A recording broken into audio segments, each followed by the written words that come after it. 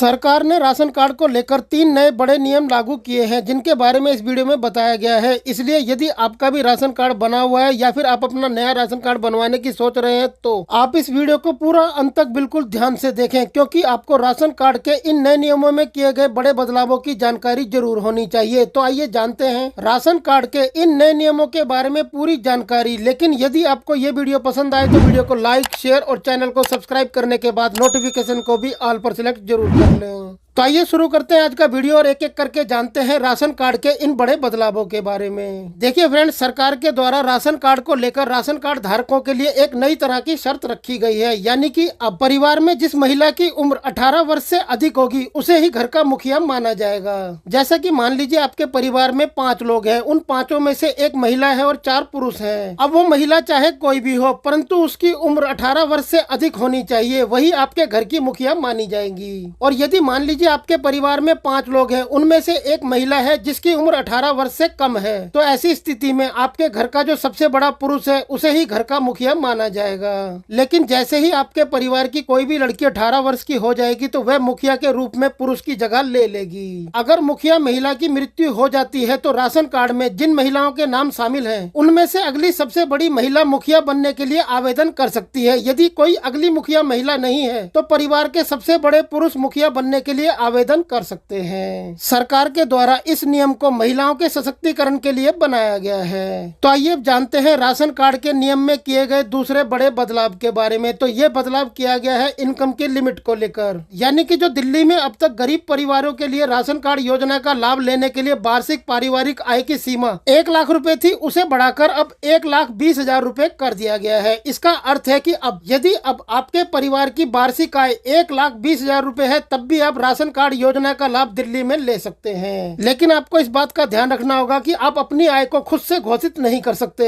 यानी कि आप चाहें कि आप अपनी आय खुद से घोषित कर दे, कुछ भी बता दें, तो इसे माना नहीं जाएगा। आपको अपनी आय को घोषित करने के लिए रेवेन्यू डिपार्टमेंट से जारी एक आधिकारिक आय प्रमाण पत्र देना होगा।